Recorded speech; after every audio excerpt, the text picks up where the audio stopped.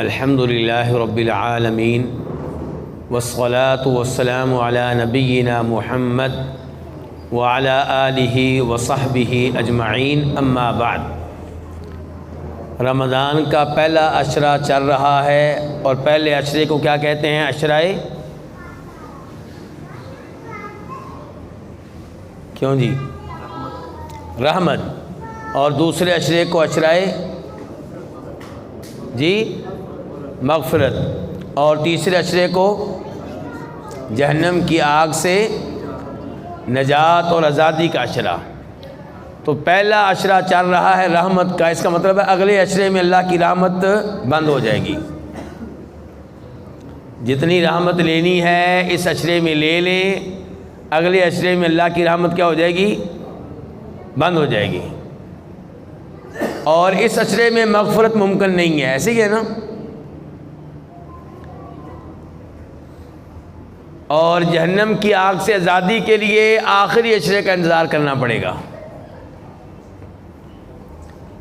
بتانا یہ چاہتا ہوں کہ یہ لوگوں کے ہاں یہ بات مشہور و معروف ہے اور یہ بات غلط ہے۔ کوئی ایسی تقسیم ثابت نہیں ہے کسی صحیح حدیث سے۔ صحیح بات یہ ہے کہ پورے کا پورا رمضان اللہ کی طرف سے مغفرت کا مہینہ ہے، پورے کا پورا مہینہ رمضان اللہ کی طرف سے رحمت کا مہینہ ہے، پورے کا پورا مہینہ اللہ کی طرف سے جہنم کی آگ سے آزادی کا مہینہ ہے۔ بلکہ ابن ماجہ کے الفاظ ہیں، صحیح حدیث ہے کہ اللہ رب العزت رمضان کی ہر رات کئی لوگوں کو جہنم کی آگ سے آزاد کر دیتے ہیں، ہر رات، یہ نہیں کہا آخری عشرے میں۔ تو اس کی طرف توجہ دلانا مقصود تھا۔ ایک بھائی بار بار کہہ رہے تھے کہ بھائیوں کو اس بات سے آگاہ کر دیا جائے۔ اس کے بعد اب ہم آتے ہیں اپنے اصل موضوع کی طرف۔ سورت کون سی چل رہی ہے جی؟ سورہ نساء، اور سپارہ 5واں۔ آج جو پہلی آیت پڑھی گئی ہے وہ تھی آیت نمبر 34۔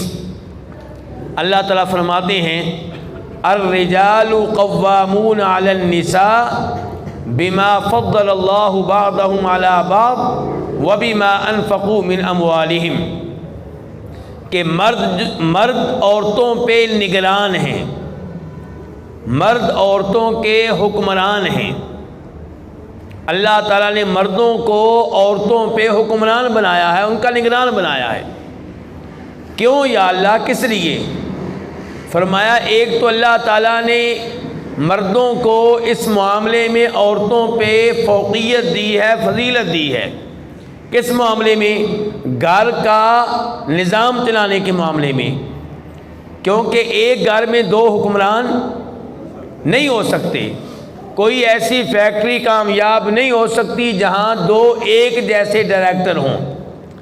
ہاں یہ ہو سکتا ہے ایک بڑا ہو ایک چھوٹا ہو، لیکن ایک جیسے ہوں نظام نہیں چلے گا۔ کسی ملک کا نظام نہیں چلے گا جہاں دو وزیر اعظم ہوں، جہاں دو آرمی چیف ہوں۔ ایک بڑا ہوگا ایک چھوٹا ہوگا تبھی نظام چل سکے گا۔ تو گھر میں اللہ نے کسی نہ کسی کو حکمران بنانا تھا، یا مرد کو یا عورت کو، تاکہ گھر کا نظام چل سکے۔ تو اللہ نے کس کو حکمران بنایا، کس کو نگران بنایا ہے؟ مرد کو۔ ایک اس لیے کہ اللہ نے مردوں کو عورتوں پہ اس معاملے میں فضیلت دے رکھی ہے۔ دوسرے نمبر پہ اس لیے کہ مرد ہی گھر کا خرچہ برداشت کرتے ہیں۔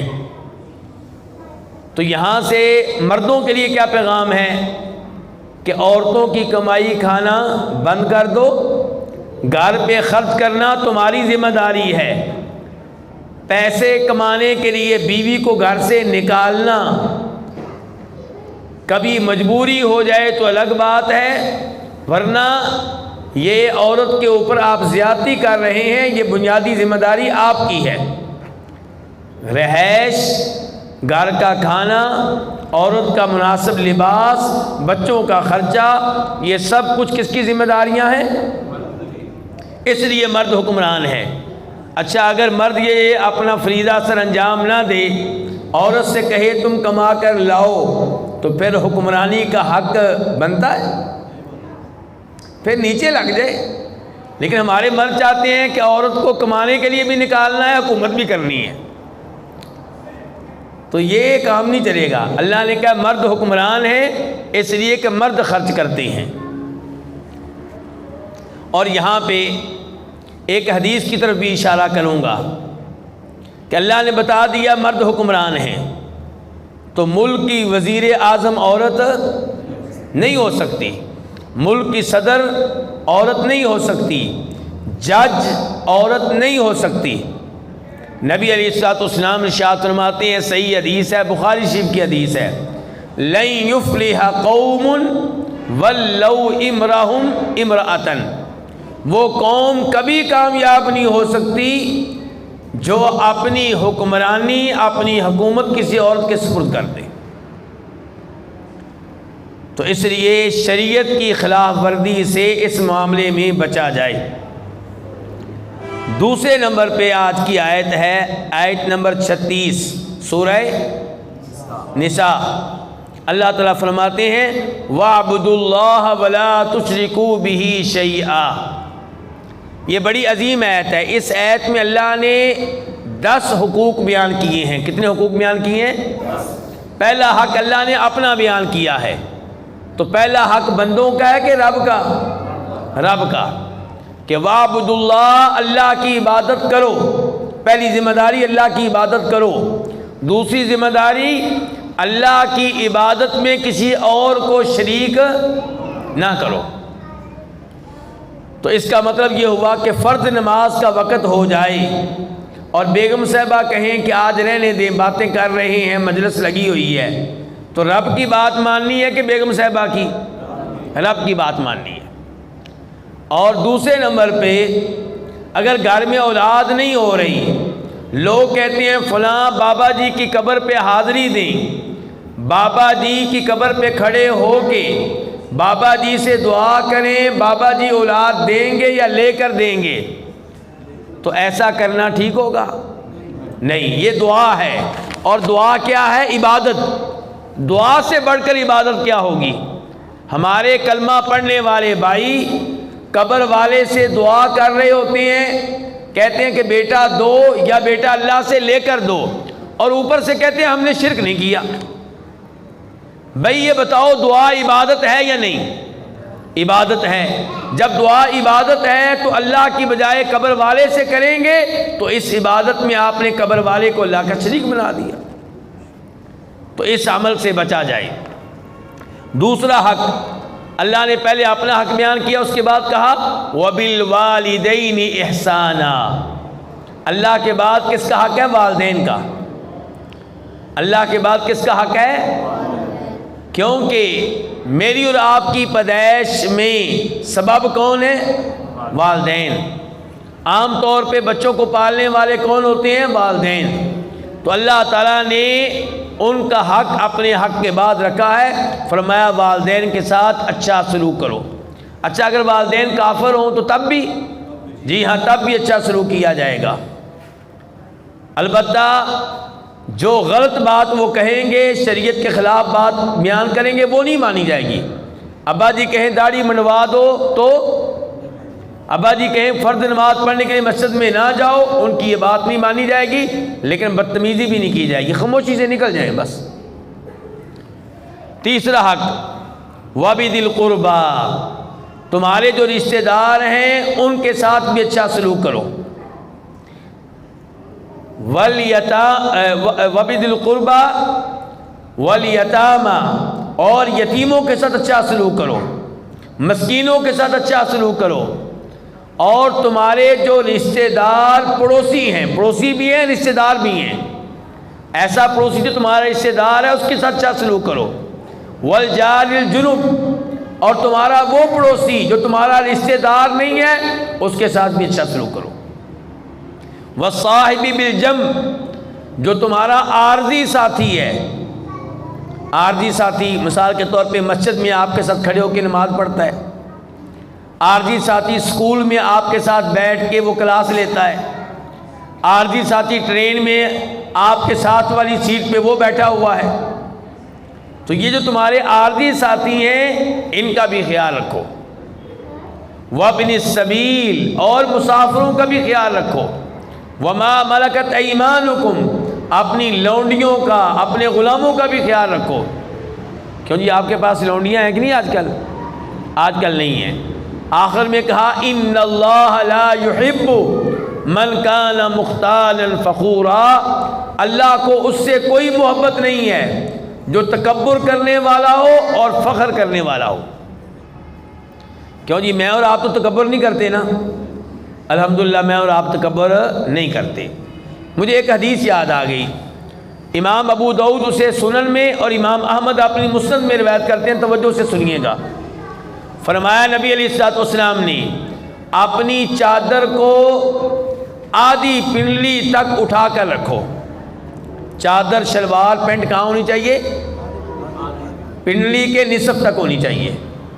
فرمایا اگر تم ضرور نیچے کرنا چاہتے ہو تو ٹخنوں تک کر لو، ٹخنوں سے نیچے نہ جائے۔ فرمایا ٹخنوں سے نیچے شلوار نہ جائے، چادر نہ جائے، پینٹ نہ جائیں۔ ساتھ ہی آپ نے کہا کہ چادر کو، پینٹ کو، شلوار کو ٹخنوں سے نیچے رکھنا یہ تکبر ہے۔ یہ کیا ہے؟ ذرا دھیان سے، آج لوگ مغالطہ دیتے ہیں ہمیں، وہ کہتے ہیں جی اللہ کے رسول علیہ الصلوۃ والسلام نے کہا تھا کہ شلوار وغیرہ، چادر وغیرہ ٹخنوں سے نیچے نہ رکھو، یہ اس کے لیے ہے جو تکبر سے نیچے کرے۔ میں تو تکبر سے نہیں کرتا۔ اللہ کے رسول کہہ رہے ہیں یہی تکبر ہے، نیچے کرنا ہی تکبر ہے۔ شاید ہم لوگ تکبر کی تعریف نہیں جانتے، تکبر کہتے کس کو ہیں؟ ذرا دھیان سے سنیے گا، خود اللہ کے رسول فرماتے ہیں الکبر بطر الحق وغمط الناس، تکبر نام ہے دو چیزوں کا۔ نمبر ایک، لوگوں کو حقیر جاننا، لوگوں کو کیا جاننا؟ میں اس سے افضل ہوں، میں اس سے بہتر ہوں۔ اور دوسرے نمبر پہ حق بات معلوم ہو جائے اسے قبول نہ کرنا بلکہ ریجیکٹ کر دینا۔ تو حق بات معلوم ہو گئی کہ شلوار ٹخنوں سے نیچے لٹکانا جرم ہے، کبیرہ گناہ ہے، جہنم کی آگ میں لے جانے والا گناہ ہے، پھر بھی آپ لٹکاتے ہیں، یہ تکبر ہے۔ اس کے بعد آیت کی آیت نمبر 3 سورہ نساء آیت نمبر 59 یا ایھا الذین آمنوا اطیعوا اللہ واطیعوا الرسول واولی الامر منکم، اے ایمان والو اللہ کی اطاعت کرو، اللہ کی باتیں مانو۔ اللہ کی باتیں کہاں سے ملیں گی؟ کیوں جی حاجی صاحب اللہ کی باتیں کہاں سے ملیں گی؟ قرآن پاک سے۔ دیکھا نا، پہلے توجہ نہیں تھی، جو ہی توجہ ہوئی فوراً جواب ان کو معلوم ہے ماشاءاللہ۔ تو اللہ کی باتیں کہاں ملیں گی؟ قرآن کریم میں۔ تو فرمایا اللہ کی باتیں مانو، وَأَطِيعُوا الرَّسُولَ، اور رسول علیہ الصلوۃ والسلام کی باتیں مانو۔ رسول علیہ السلام کی باتیں بیٹا کہاں ملیں گی؟ حدیث شریف میں۔ کہاں ملیں گی؟ تو اس سے پتہ چلا کہ نبی علیہ الصلوۃ والسلام کی حدیث کو ماننا ضروری ہے۔ جیسے قرآن دین ہے ایسے ہی احادیث بھی دین ہے، شریعت ہیں۔ اور یہ بات میں زور دے کر کہہ رہا ہوں کیونکہ اس زمانے میں فتنے بڑے عام ہو چکے ہیں، اور اس زمانے میں ایک بڑا فتنہ جاوید احمد غامدی صاحب ہیں۔ کون ہیں؟ وہ اس زمانے کا بہت بڑا فتنہ ہے، کیونکہ احادیث کے منکر ہیں۔ کس کے منکر ہیں بولیے؟ لیکن جب آپ نے ان کی تقریر سننی ہے نا، آپ نے کہنا وہ تو بڑی حدیثیں بیان کرتے ہیں، مولوی صاحب ایسے ہی کہہ رہے تھے کہ حدیث کے منکر ہیں۔ کیوں جی؟ بات ان حدیثوں کی نہیں ہے جو 50 انہوں نے مان لی ہیں، بات ان احادیث کی ہے جو 50 انہوں نے نہیں مانی۔ 50 انہوں نے وہ مان لی ہیں جو ان کے دل نے مان لی ہیں، جو ان کو اچھی لگی ہیں۔ احادیث کو ماننے والا وہ ہوگا جو ہر حدیث کو مانے، چاہے دل مانے یا نہ مانے۔ تو جاوید احمد غامدی احادیث کے منکر ہیں اور کہتے ہیں ہم صرف قرآن کو مانتے ہیں۔ تو میں دلیل دے رہا ہوں کہ قرآن کہتا ہے اللہ کے رسول کی حدیثیں مانو، کیونکہ قرآن کہہ رہا ہے میں ہمارے نبی کی بات مانو۔ نبی کی باتیں کہاں ملتی ہیں جی؟ حدیث میں۔ اس کے بعد اللہ تعالیٰ کہتے ہیں وَأُولِي الْأَمْرِ مِنْكُمْ، جو تم میں سے حکمران ہیں ان کی باتیں بھی مانو۔ کیوں جی حکمرانوں کی باتیں ماننی چاہیے؟ یہ ہماری شان کے خلاف ہے، حکومت کی بات ماننا ہماری شان کے پولیس کی بات ماننا، اور جو وزیر اعظم ہے، وزیر اعلیٰ ہے، گورنر ہے، ہم آزاد لوگ ہیں، ہم پاکستانی لوگ کیا ہیں جی؟ آزاد، کسی کی بات نہیں ماننی، اس لیے ملک کا بیڑا غرق ہوا پڑا ہے۔ بھئی آپ حکومت کی وہ ایک بات نہ مانیں جو شریعت کے خلاف ہے، لیکن باقی باتیں حکومت کی ماننا پڑیں گی تبھی نظام چلے گا۔ اگر آپ کہتے ہیں کہ نہیں ہمارا حکمران جو ہے وہ غلطیاں کرتا ہے اس لیے ہم اس کی کوئی بات نہیں مانیں گے، تو آپ کی بیگم بھی کہے گی میرا خامند بڑی غلطیاں کرتا ہے، میں اس کی کوئی بات نہیں مانوں گی۔ آپ کا بیٹا کہے گا ابا جی کئی غلطیاں کرتے ہیں، کئی دفعہ نماز چھوڑ دیتے ہیں، میں نے ان کی کوئی بات نہیں ماننی، کیوں جی؟ چل جائے گا کام؟ وہاں پہ آپ نے کہنا کہ بیٹا چلو جو میری بات غلط ہے وہ نہ مانو، باقی تو مانو۔ اور بیوی سے بھی یہی کہیں گے کہ میری بیوی جو میری بات شریعت کے خلاف ہے ٹھیک ہے وہ نہ مانو، باقی تو مانو۔ تو یہی حکمرانوں کا تقاضا ہے آپ سے کہ جو ہماری باتیں شریعت کے خلاف ہیں ٹھیک ہے وہ نہ مانیں، باقی تو مانیں۔ لیکن ہم نے ہر معاملے میں دو نمبری کرنے کو رواج بنا لیا ہے، حکومت کے ہر قانون کو فیل کر دینا ہے، حکومت کے ہر آرڈر کو ناکام کر دینا ہے، اور حکومت کی چوری کو ہم چوری نہیں سمجھتے، کیوں جی؟ بجلی چوری کو ہم چوری سمجھتے ہیں، لیکن روز قیامت اس کا حساب دینا مشکل ہو جائے گا۔ ایک ہے چوری آپ میری کریں تو آپ نے حساب دینا ہے صرف میرا، ایک ہے چوری حکومت کی، اس کا مطلب ہے 20 کروڑ لوگوں کی آپ چوری کر رہے ہیں۔ تو یہ کام میرے بھائیوں چھوڑ دیں، گیس چوری کرنا، بجلی چوری کرنا۔ اللہ تعالیٰ کہتے ہیں وَأُولِي الْأَمْرِ مِنْكُمْ، جو تم میں سے حکمران ان کی بات مانو۔ اور مسلم شریف کی حدیث ہے میرے بھائیوں توجہ سے، مسلم شریف کی حدیث ہے، فرمایا نبی علیہ الصلوۃ والسلام نے اپنے حکمران کی بات مانو، چاہے تمہارے مال پہ قبضہ کر لے، چاہے تمہاری پشت پہ کوڑے مارے۔ لو جی جو آپ کی زمین پہ قبضہ کر لے، گھر پہ قبضہ کر لے، یہ اچھا حکمران ہے کہ ظالم حکمران ہے؟ اللہ کے رسول پھر بھی کہہ رہے ہیں اس کی بات مانو۔ وہ جو ظلم کرتا ہے روز قیامت اللہ کے ہاں اس کا جواب دے گا، لیکن یہاں پہ اگر آپ کہیں گے کہ ہم نے صرف اسی حکمران کی بات ماننی ہے جو فرشتہ ہو، جو معصوم ہو، تو کوئی بھی حکمران فرشتہ جیسے ہم ہیں ویسے حکمران آئیں گے۔ ہم کہتے ہیں کہ ہم جیسے مرضی رہیں حکمران ابو بکر صدیق کی طرح ہوں، یہ ممکن نہیں ہے۔ اللہ نے کہا وَكَذَلِكَ نُوَلِّي بَعْضَ الظَّالِمِينَ بَعْضًا بِمَا كَانُوا يَكْسِبُونَ، کہ جیسے لوگ ہوتے ہیں ویسے ہم حکمران بناتے ہیں۔ تو حکمران کوئی بھی ہو، یہ بھی بات سن لیں، میں کسی خاص حکمران کی بات نہیں کر رہا، جس کو بھی حکومت مل گئی ہے اس کی وہ باتیں مانیں جو شریعت کے خلاف نہیں ہیں۔ اس کے بعد آیت نمبر 4، یہ ہے سورہ نساء کی آیت نمبر 64 64۔ اللہ تعالیٰ کہتے ہیں وَلَوْ أَنَّهُمْ إِذ ظَّلَمُوا أَنفُسَهُمْ جَاءُوكَ فَاسْتَغْفَرُوا اللَّهَ وَاسْتَغْفَرَ لَهُمُ الرَّسُولُ لَوَجَدُوا اللَّهَ تَوَّابًا رَحِيمًا، کہ جب ان لوگوں نے اپنے اوپر ظلم کیا تھا، گناہ کر لیے تھے، اگر یہ تب آپ کے پاس آ جاتے، کس کے پاس؟ نبی علیہ الصلوۃ والسلام کے پاس، تو نبی علیہ الصلوۃ والسلام بھی ان کے لیے دعائے مغفرت کرتے اور یہ خود بھی اللہ سے دعائے مغفرت کرتے، تو اللہ تعالیٰ کو توبہ قبول کرنے والا پاتے۔ میرے بھائیو توجہ سے، یہ بڑی اہم آیت ہے۔ اس آیت کی وجہ سے ہمارے کئی بھائی یہ سمجھتے ہیں کہ جب گناہ ہو جائیں تو آپ نبی علیہ الصلوۃ والسلام کی قبر پہ چلے جائیں اور اللہ کے رسول علیہ الصلوۃ والسلام سے کہیں کہ اے اللہ کے رسول ہمارے لیے استغفار کریں، ہماری اللہ کے ہاں سفارش کریں، ہمارے لیے اللہ سے دعا کریں تاکہ اللہ ہمارے گناہ معاف کر دے، کیونکہ قرآن میں آیا ہے کہ جب انہوں نے اپنے اوپر ظلم کیا تھا تب یہ آپ کے پاس کیوں نہیں آئے؟ سمجھ آ رہی ہے کہ نہیں آ رہی؟ تو اللہ تعالی نے کیا کہا ہے کہ جب ظلم ہو جائے تو کس کے پاس جانا ہے؟ بولیے ذرا، نبی علیہ الصلوۃ والسلام کے پاس۔ کیا آج نبی علیہ الصلوۃ والسلام کے پاس جانا ممکن ہے؟ آپ اللہ کے پاس جا چکے، آپ برزخی زندگی میں، آپ دنیا میں نہیں ہیں، ہم دنیا میں ہیں، تو اب ہم اللہ کے رسول کے پاس کیسے جائیں؟ جانا ممکن ہی نہیں ہے۔ لوگ کہتے ہیں جی قبر کے پاس چلے جائیں، قبر کے پاس جائیں تو اللہ تعالیٰ کہتے ہیں کہ وما انت بمسمع من فی القبور، کہ جو بھی قبروں میں ہیں انہیں آپ اپنی آواز نہیں سنا سکتے۔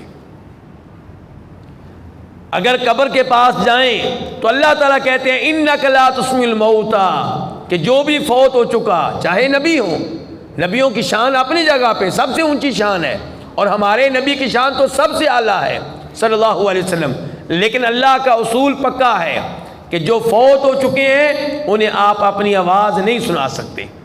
تو قبر کے پاس کھڑے ہو کے چاہے آپ آوازیں دیتے رہیں، آوازیں دینے کا کوئی فائدہ نہیں ہوگا۔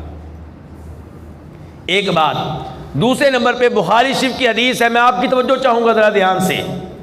سیدہ عائشہ کہتی ہیں رضی اللہ تعالی عنہا، ام المومنین، اور حدیث کس کتاب کی ہے؟ صحیح بخاری کی۔ کیوں بیٹا کس کتاب کی؟ صحیح بخاری کی۔ سیدہ عائشہ کہتی ہیں کہ نبی علیہ الصلوۃ والسلام کی زندگی کے آخری ایام کا واقعہ ہے۔ آپ بقیع قبرستان سے تشریف لائے اور میرے سر میں درد تھا۔ کس کے سر میں درد تھا بیٹا؟ سیدہ عائشہ کے سر میں۔ تو کہتی ہیں میں نے کہا وار اسا، ہے میرا سر۔ تو نبی علیہ الصلوۃ والسلام ارشاد فرمانے لگے ذاکی لو کان وانا حی، کہ عائشہ اگر تمہیں کچھ ہو گیا، یعنی کہ اگر تم فوت ہو گئی، آپ مزاح کر رہے ہیں، اور نبی مزاح میں بھی غلط بات نہیں کہتے۔ فرمایا ذاکی لو کان، عائشہ اگر تمہیں کچھ ہو گیا، وانا حی، اور میں ہوا زندہ، تمہیں کچھ ہو گیا اور میں کیا ہوا؟ ذرا دھیان سے، تمہیں کچھ ہو گیا اور میں ہوا زندہ، تو میں تمہارے لیے دعائیں کروں گا، تمہارے لیے استغفار کروں گا۔ اس کا کیا مطلب ہے کہ اگر تمہیں کچھ ہوا اور میں زندہ نہ ہوا تو پھر دعائیں نہیں ہو سکیں گی، پھر میری طرف سے استغفار نہیں ہو سکے گا۔ تو اللہ کے رسول تو مسئلہ حل کر گیا اپنی زندگی میں۔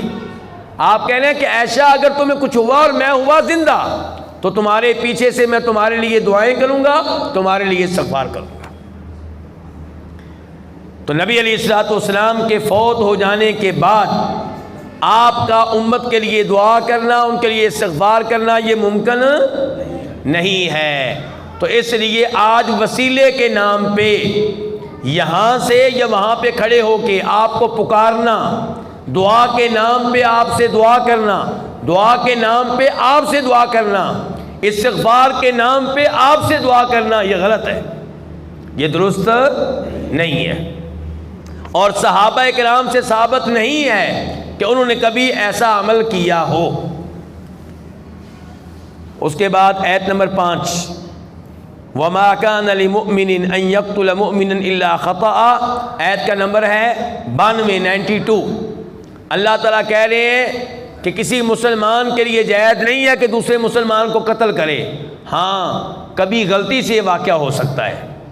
یہ واقعہ کیسے ہو سکتا ہے؟ شکار کرنے لگے تھے، گولی لگی کسی انسان کو، تو یہ تو ہو سکتا ہے، لیکن باقاعدہ کوئی مسلمان کو قتل کرے یہ ممکن ہی نہیں ہے۔ مسلمان کیسے مسلمان کو قتل کر سکتا ہے؟ اللہ نے کہا اگر کوئی غلطی سے قتل کر بیٹھے تو جرمانے کے طور پہ کیا کرنا ہے؟ ایک غلام آزاد کرنا ہے۔ کیا کرنا ہے؟ فرمایا اگر غلام آزاد کرنے کی طاقت نہیں ہے تو 2 مہینے مسلسل روزے رکھنے ہیں۔ 2 مہینے 60 دن مسلسل 30 روزے رکھے تھے، ایک دن دل کیا ناگا کر لیا، اب گنتی دوبارہ سے شروع ہوگی۔ مسلمان کو قتل کرنا کوئی معمولی بات نہیں ہے۔ کتنے روزے رکھنے پڑیں گے؟ 60۔ تو کام آسان نہیں ہے، بندہ مار دو 60 روزے رکھ لو، نہیں، یہ کہا جا رہا ہے کہ غلطی سے اگر ہو جائے تو 60 روزے رکھنے ہیں۔ نمبر 2 دیت دینی ہے 100 اونٹ۔ کتنے اونٹ؟ اور ایک اونٹ کتنے کا آ رہا ہے؟ کون بتائے گا جی ایک اونٹ آج کل کتنے کا ہے؟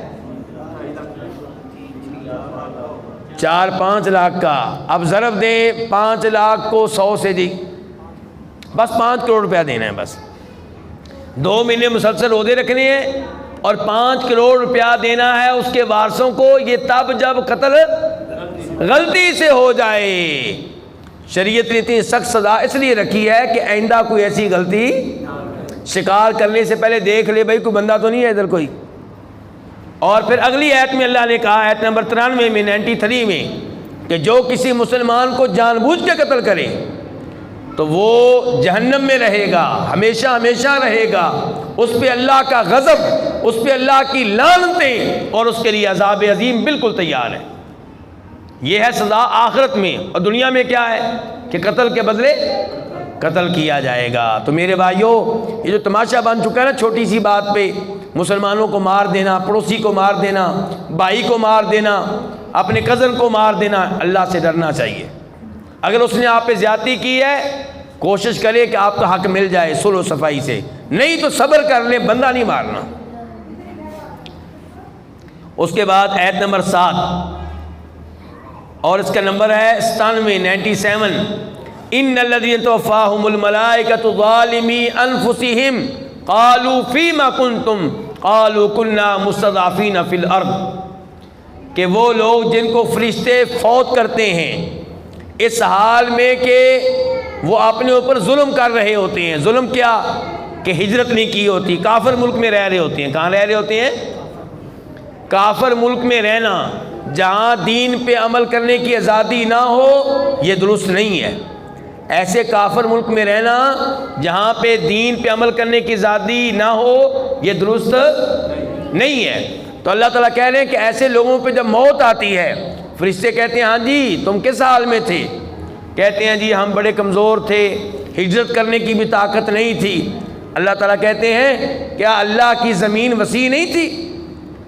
ایک ملک نہیں تھا، دوسرے ملک میں چلے جاتے۔ الم تکن ارض اللہ واسعۃ فتہاجروا فیہا فاولئک مأواہم جہنم، جنہوں نے ہجرت نہیں کی، کافر ملک میں رہتے رہے، اس کافر ملک میں جس میں دین پہ عمل کرنے کی آزادی نہیں تھی پھر بھی رہتے رہے، ہجرت کے وسائل موجود تھے، فرمایا ایسے لوگوں کا ٹھکانہ جہنم ہے۔ اب بتائیے یورپ کا ویزا چاہیے کہ نہیں چاہیے؟ یہ آیتیں سننے کے بعد چاہیے ویزا؟ تو بچائیں اپنے بھائیوں کو، رشتہ داروں کو جو خواب دیکھ رہے ہیں یورپ کی جنت میں جانے کے، ان کو بچائیں جہنم کی اس آگ سے۔ اس کے بعد آیت نمبر 8 اور نمبر ہے سورہ نساء میں اس کا 113، اللہ تعالیٰ کہتے ہیں وَأَنزَلَ اللَّهُ عَلَيْكَ الْكِتَابَ وَالْحِكْمَةَ، کہ اللہ نے آپ پہ دو چیزیں نازل کی ہیں، ایک کتاب قرآن اور ایک حکمت یعنی کہ حدیث۔ تو پتہ چلا قرآن بھی اللہ کی طرف سے اور حدیثیں بھی اللہ کی طرف سے۔ فرق یہ ہے کہ قرآن کے الفاظ بھی اللہ کی طرف سے، معنی بھی اللہ کی طرف سے، اور حدیثوں کے الفاظ اللہ کے رسول کی طرف سے اور معنی اللہ تعالیٰ کی طرف سے۔ اس کے بعد 2 آیتیں رہ گئی ہیں، پریشان نہیں ہونا۔ کتنی رہ گئی آیتیں؟ 2۔ تو یہ سورہ نساء کی آیت نمبر 114۔ اچھی بات، ابھی بچہ جاگ رہا ہے ماشاءاللہ۔ لا خیر فی کثیر من نجواہم، اللہ تعالیٰ کہتے ہیں یہ جو تم آپس میں سرگوشیاں کرتے رہتے ہو نا، ان میں خیر نہیں ہوتی۔ عام طور پہ سرگوشی میں کوئی بری بات ہی کی جا رہی ہوتی ہے، کسی کے خلاف سازش کی جا رہی ہوتی ہے، تو سرگوشیوں میں کوئی خیر، کیونکہ خیر کی بات کہنے والا سرگوشی نہیں کرتا۔ چھپتا کون ہے؟ سرگوشی کون کرتا ہے؟ جس نے غلط بات کرنا ہوتی ہے، کسی کو قتل کرنا، کسی کی بے عزتی کرنے کے لیے، کسی کو نقصان پہنچانے کے لیے، کسی کے گھر چوری کرنے کے لیے، کسی پہ ڈاکہ ڈالنے کے لیے۔ تو اللہ کہتے ہیں تمہاری سرگوشیوں میں خیر نہیں ہے۔ ہاں اس آدمی کی سرگوشی میں خیر ہے جو سرگوشی میں حکم دے صدقہ کرنے کا، اپنے بیٹے کو بلا کے کہتا ہے بیٹا ادھر آؤ، وہ جو آدمی جا رہا ہے نا اس کو 500 روپیہ دے دو۔ ہاں یہ سرگوشی وہ ہے جو خیر پہ مبنی ہے، بیٹا یہ 500 روپیہ مسجد میں ڈال دو۔ اچھا، یا سرگوشی صدقے والی خیر پہ مبنی ہوتی ہے یا صلح کرانے والی۔ ایک آدمی دوسرے سے سرگوشی کر رہا ہے، یا یہ 2 بھائی ناراض ان کی صلح کرا دیتے ہیں، تو یہ اچھی بات ہے۔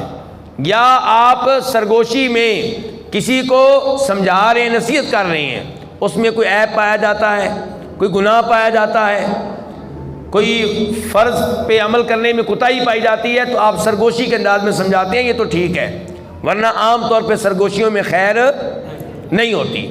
لیکن جو سرگوشی کرے صدقہ خیرات کے لیے، صلح کرانے کے لیے، تو یہ سرگوشی اللہ کو بڑی پسند ہے۔ آخری آیت وَقَدْ نَزَّلَ عَلَيْكُمْ فِي الْكِتَابِ ان اذا سمعتم آیات اللہ یکفر بها ویستہزأ بها فلا تقعدوا معهم، آیت نمبر 140۔ اللہ تعالیٰ نے یہ حکم نازل کیا ہے کہ اگر کسی مجلس میں کفریہ باتیں ہو رہی ہیں، شرکیہ باتیں ہو رہی ہیں، مذاق اڑایا جا رہا ہے اللہ کا، اللہ کے کلام کا، اللہ کے دین کا، تو ایسی مجلس میں بیٹھنے کی اجازت نہیں ہے۔ اس کا مطلب یہ ہے کہ محرم کے مہینے کی وہ مجالس جن میں صاف صاف جناب حسین کو مشکل کشا قرار دیا جا رہا ہوتا ہے رضی اللہ تعالیٰ عنہ، جناب علی کو مشکل کشا، سیدہ فاطمہ کو مشکل کشا، ایسی مجالس میں جانے کی اجازت ہاں وہ جائے جس نے ان کو سمجھانا ہے، اس گناہ سے روکنا ہے۔ تو اگر روکنا نہیں ہے، تماشا دیکھنے کی اجازت نہیں ہے۔ جس مجلس میں سر عام شراب پی جا رہی ہو، جوا کھیلا جا رہا ہو اور آپ وہاں پہ بت بن کے بیٹھے رہیں، اس کی اجازت نہیں ہے۔ ایسی مجلس سے اٹھ کے چلے جائیں یا ان کو سمجھائیں۔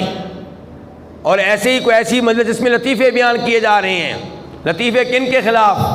دین کے خلاف، علماء کے خلاف، داڑھی کے خلاف، شلوار ٹخنوں سے اوپر رکھتے ہیں، اس کے خلاف، تو ایسی مجالس کا حصہ نہیں بننا چاہیے، کیونکہ یہ دین کا مذاق ہے۔ اللہ رب العزت سے دعا ہے اللہ تعالیٰ ہمیں قرآن حکیم سننے کی اور سمجھنے کی توفیق عنایت فرمائے۔ وآخر دعوانا الحمدللہ رب العالمین۔